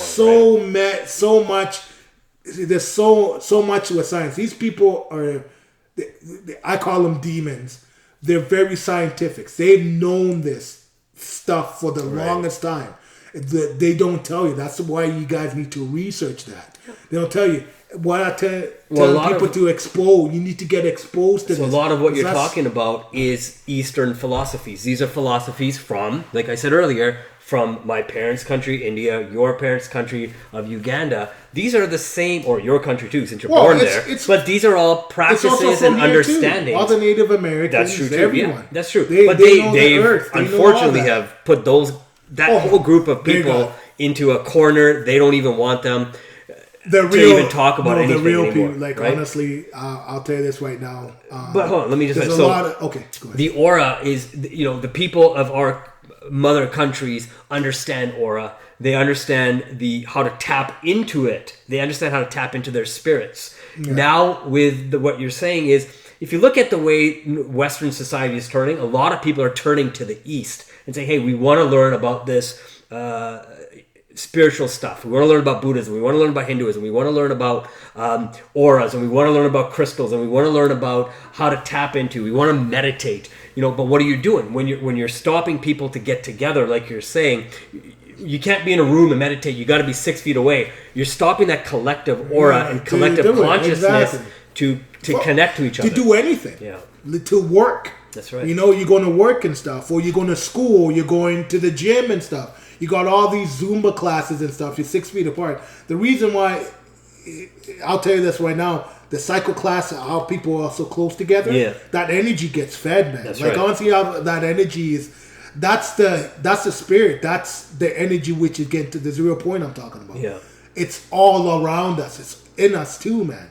And they're trying to get rid of that. And once they keep with this agenda, be sure you're 6 feet apart and stuff like that, it's easy for them to implement the next step now. So what do you think the next step is? Well, next step is vaccine. Okay, so... Man, next step is they're going to prick you. That's it. It's pretty much done. And whatever they're pricking you, whatever poison you're going to be in your body, now you don't have that space or that exposure to the people you wanted because you're 6 feet apart. Then it's going to kill that immune system, and then they're going to introduce something else. A new drug, right. So what do you say to the people? But what do you say to the people who believe that the government is there for them? What do you say to the people who say, you know what, we're looking forward to the vaccine? What do you say to the people who say, I want to get back to my normal life. I'm happy to get back to it. I'm happy to trust in the government who takes care of me. The government's never lied to me. The government's here. What agenda could they possibly have? What do you say to these people? There are some people in government who are good. I'm not saying all of them are that, but there's a certain force. There's a certain force, two forces. There's a good force and an evil force. Sure. But right now, the force which is coming around, which I don't think it's going to ever prosper and stuff. But to go back to your question is, you just got to do your research. That's right. Agree. Employee, you got lots of people got time on their hands, and I see it. There's lots of people with time on their hands, and they're like, okay, what is really this? I listen to the news. Yes, I'll go listen to the news and stuff. But I take what they're saying and stuff for that, and then say why. Why are they saying this to me? Yeah. Why are they saying all of a sudden there's 75%, 89? They said 85% of the people are okay with wearing masks, which is ludicrous. I don't know. 85% of people are not comfortable wearing masks and okay with it. Right. I know that for a fact. I've seen a lot of people. I've spoken with a lot of people. They do not. They hate this. Yeah. So the reason why they said that, then what happens? You should make the masses believe that everybody wants to. A week later, the city council will vote on masks. Now we have to mask till December because a certain poll said that 85% of the people are okay with it. Yeah. And that's what I'm saying. Let me ask you, were you ever asked in this poll? Exactly. Never. Yeah, I was never asked in any They probably said 25 people and stuff for that. They said they probably polled about 25 people, not even, and they probably didn't even ask them exactly what the question is. Are you okay with wearing this mask? They probably worded it a little bit different, and then they threw another poll in and worded that different. I'll tell you a funny story. So I was talking to a customer. That's my assumption. I was talking to a customer of mine today, and the person that she takes care of is 95 years old. I mean, and this is a care facility, and I was just like asking about how COVID has been in the care facilities, because obviously you hear about old people or older people are definitely, our seniors are susceptible to all this stuff, right? So I just asked her, and she's like, the funniest thing, she's like, this guy, I tried to put a mask on him and he threw his cane at me. Oh. And I just started laughing. And and the thing is, the older generation, some of the seniors realize, it's not the COVID that's going to get me. It's going to be something else. And if I'm going to go, it's my time is my time. The people in India, and I can only go back to where I understand the culture. The people of India were born to realize that they were going to die. people realize this. They've accepted the truth. They're just living, and I guess, how do I say it? They're just waiting. They're buying their time to die so they can move on to the next, right? Whatever that next is. Mm-hmm. They believe in generational, they believe in karma, they believe in reincarnation, they believe in different planes. They're just saying, this is one plane, we're here, we're going to experience this, we're moving on, right? These people realize and understand that whatever this virus is or is not, it's going to play itself through. If they die from it, they accepted it a long time ago. They understand it before they were even born, that this is what's going to come to them. So there's a whole, and again, that goes back to what we're talking about with auras and people's energies. They don't want that type of understanding to be, because it takes mentioned out there, right? So, and I'll say that most of these deaths, there's a 99% recovery rate for COVID.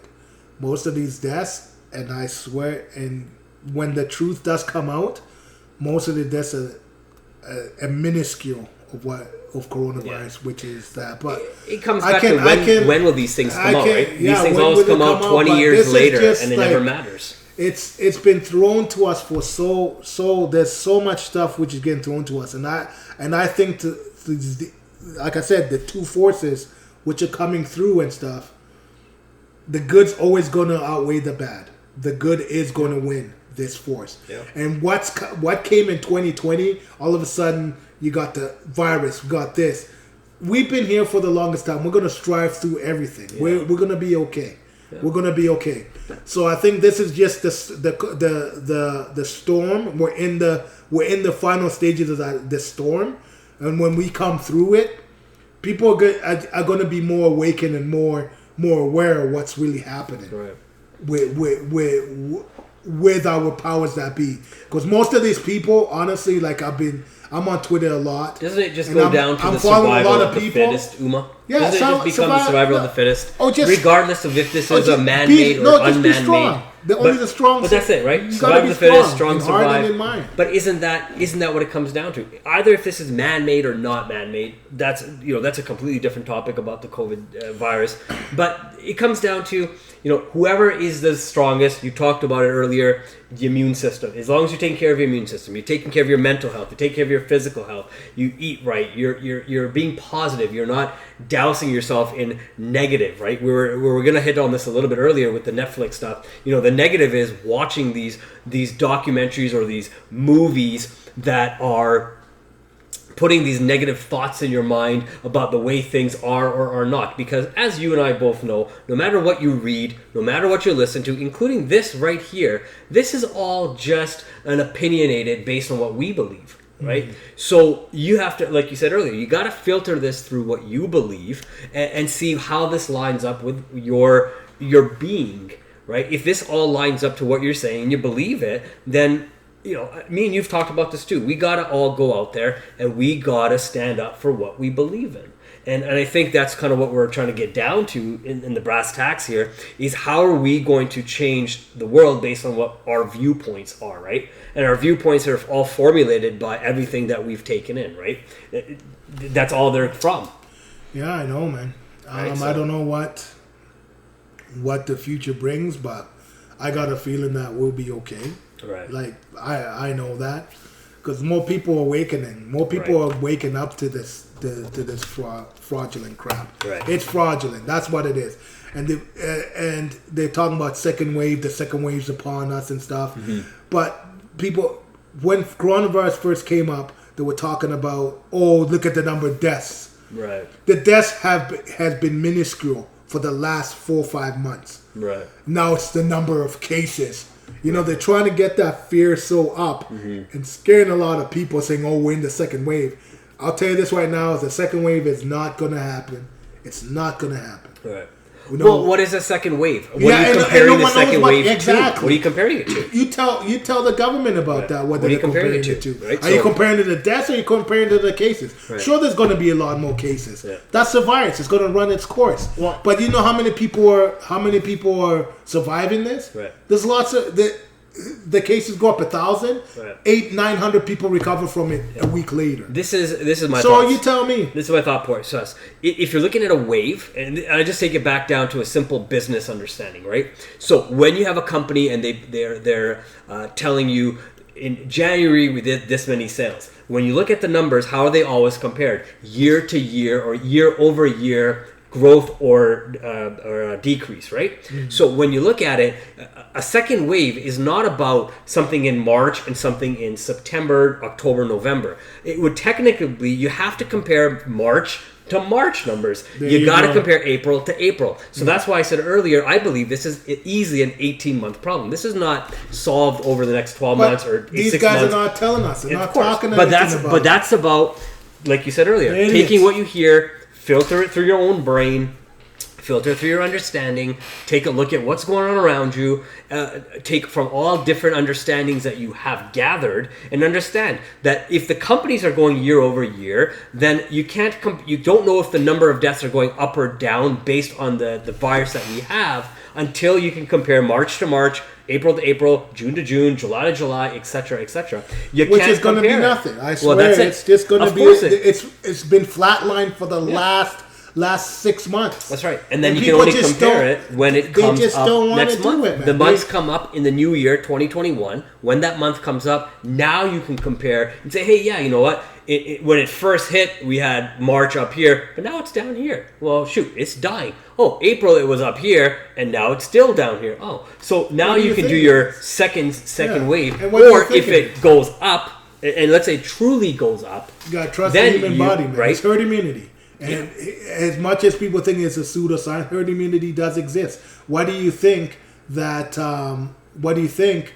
measles all of a sudden measles is still there, but it's not as rampant? Right. Why do you think polio is there? It's not as rampant. Yeah, I'll give it some vaccines and stuff for it, but that herd immunity does play into a factor. Right. More people who get exposed to this, the more antibiotics your body builds.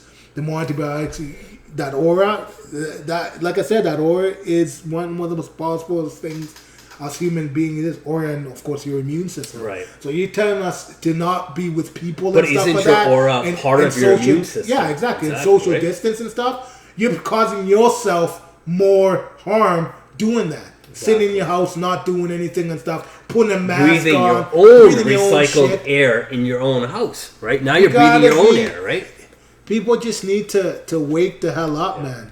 But that's the thing. So that's what we're trying to do, right? I mean, through your Cadence Radio, through Discover Your Life Today, that's what we're trying to do. Is we're trying to help people see, and I think that's what this collaboration is about. Is to say, hey, you know what? There's something bigger going on. There's a bigger agenda. We need to consider what is really going on there. And I think one of the things that you and I have always been really good at is finding a way to help other people see from a viewpoint that they're not considering. I think that's one of the biggest things that we have. We've known each other since we're 13, 14 years old, forever, right? So, I mean, this is something that we, I think our friendship is built not only on that, but it's really on a mutual understanding of what we believe is happening in this world compared to what we've been told is happening in this world, and where this world really is headed to where the world really is today, right? It makes a big difference. I know, just for the sake of time, I'd like to maybe ask you what maybe your final thoughts are, Uma. What are your final thoughts, maybe summary, final thoughts maybe on, one of the things we're talking about is, I guess, future predictions. So what's your final thoughts maybe on that? I think... And however far you want to go, but let's try to make, if you're going to say something, try to back it up. Probably the next 3-4 years, okay. I think that there's going to be a big change in our politics, first and foremost. I know that we're Canada's little brother. America's little brother. America's little brother. So I've been looking into their politics, and in about a month and a half, probably in 6 months, you're gonna see a lot of change in there. I've been advocating, see what's happening on America's side, because it really affects us, our side. Big time. The reason why these agendas are getting pushed as fast as they can with this new economic stringent and and the Green New Deal and all that stuff is because something is coming down the pipe. I think a lot of these rich folks and a lot of these rich people, they're into something which is going to come out and shock all of us, which is going to awaken most of the people who've been asleep, and saying that this was the biggest farce of all time. I'm not talking about COVID. I'm just talking about this whole system of politics. It's coming out. So you're going back to 1914 and saying all that stuff's coming out. Even way back when, like the crimes against humanity. That's the number one thing. How much these people have done to keep in power. You're going to be surprised what they do. And everybody's complicit. Canadian politics, American politics, British politics, all around the world, everybody's complicit. And when these little truths and nuggets come out, the media has to be forced to tell the truth to the people, which you're going to see in about 6 months, and it's going to surprise a whole lot of people, and we're going to just see it. It's going to be for the better, right? And hopefully, after all those nuances and all these trinkets come out, then we can transition to a better society, right? Not capitalistic or socialistic, but a system which is going to benefit everybody, not just a few. Right. And that's basically what these systems are: capitalist, communism, socialism. They benefit a few; they don't benefit everybody else. So it's good. Good prediction on what you think it's going. And I know it's very vague, but you kind of are essentially saying that there is a big change coming. Keep our eyes open for it, because a lot of truth will be coming out in the next little while. Yeah. And, I have a very similar concept, obviously, behind what I believe. How far the prediction is, I'm not very sure. I do believe the overall world economy is probably going to go down. I think they're trying to drive the economy down. I don't think they want people to have the freedoms. And how do you take away freedoms? You take away money. You take away control from people. You make people live in a constant state of worry. You have people. The one thing that I remember they were saying on the news the other couple of weeks back, they were talking about not as many people are borrowing money from the equity of their home, which obviously is a huge problem for the banks. Especially with the low interest, they want people to borrow the money so then they can spend the money and have no way to pay that money back. Yeah. And I'm very happy that people have gotten a little bit smarter and understanding that. I mean, there's people who have to borrow the money from their homes. It is what it is, and I understand. But I think there's definitely I don't know if it's a recession or a downturn, whatever you want to call it, but I think there's going to be a huge financial change coming. So people really do need to mind their money a little bit more tightly, or at least understand where that money is going. Number one. Number two, it's hard to say what's going to happen with this COVID, because I think it's such an agenda that's hidden that we don't know about. I think there's a lot of other things that are hidden behind that agenda, things that are not being talked about as much. Stuff like the Hillary Clinton court case that really nobody talked about as it happened. This Jeffrey having died, and him dying in jail, having a book of people not really being talked about, that the Maxwell lady, his girlfriend, whatever they call her, by the way, the Hillary didn't testify. Say again? It got delayed. She didn't testify. Okay. So that never happened. So there you go. You have the girlfriend of Jeffrey saying, she wants to, whatever she's going to do, cut deals, not cut deals. They're worried about her. Is she going to hold it or is she not going to hold it?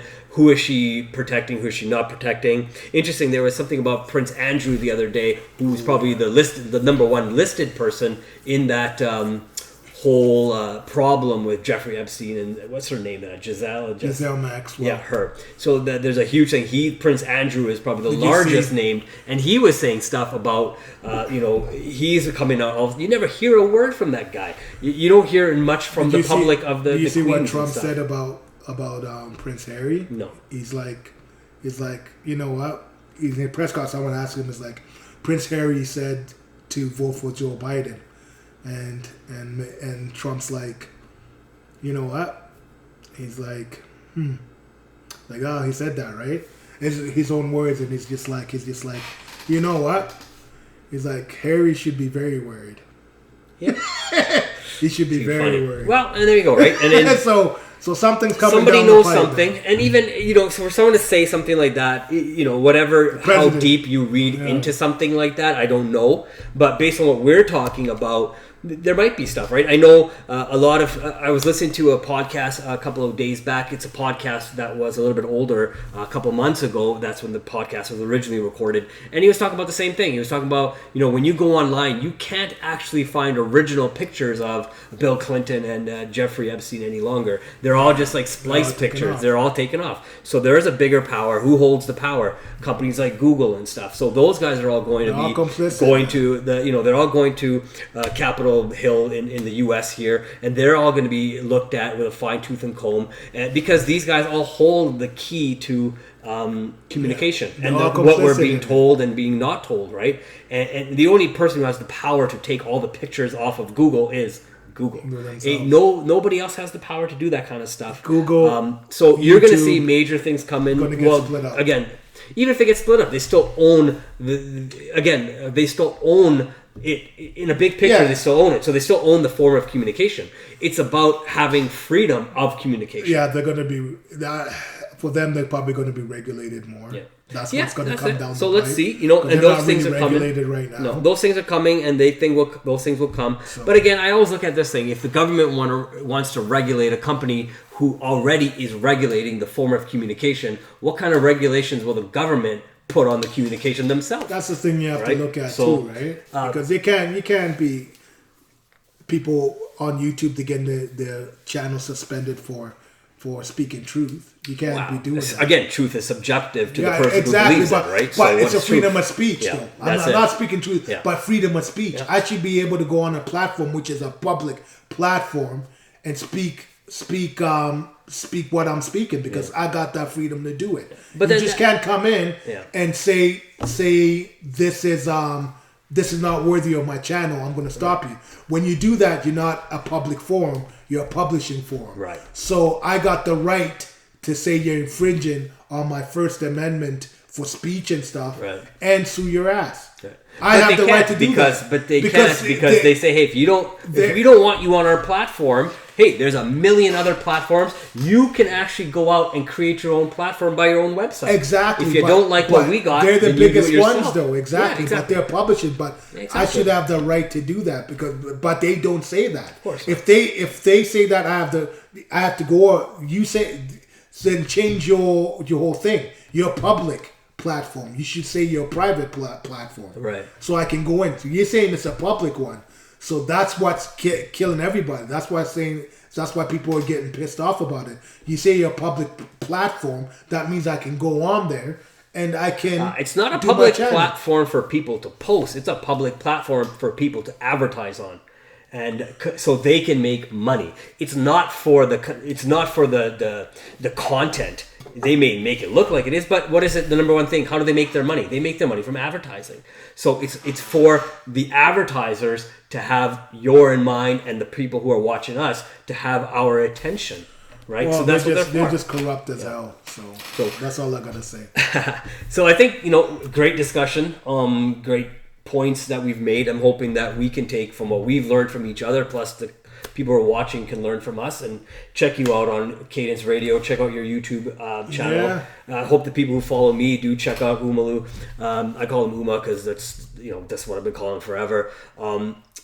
He has some great things to say, and I think that when you visit the channel, there's going to be definitely unfiltered, definitely some truth based on what he's saying. You got to do your own research to understand what it's about. That's all I gotta say. And Mav, you gotta check his channel out, man. I love his meditating minutes, like 7-8 minutes. I love that, man. And like I said, if more people meditated, it'll be a better world for sure. And that's the truth. They say that if you have somebody like 7,000 people meditate and you get into that form of meditation, you can basically cause a lot of change around the world. Yeah. And that is proven, I guess. Right. That was from Gandhi's writings, I think it was, too. So, he has a lot self-help. That's the biggest thing. Your mental health is one of the most important things ever in these times, and his channel gives that and we need it. Yeah. We need it. If you don't have your mind, you in these things, you're pretty much. You got to protect. You got to protect what's here. You got to protect what you're saying. You got to protect what you're hearing. You got to protect who you hang out with, right? Who you're around, because the influence of the people around you will also influence the decisions you make. COVID, no COVID, problems around the world, or no problems around the world. So definitely check out the videos. Leave the comments below. Check out some other videos that are on the channels, and stay tuned to another episode that we'll definitely do for a collaboration, and soon we'll go from there. Yeah. Awesome, man. Signing off, Cadence Radio. Thank you.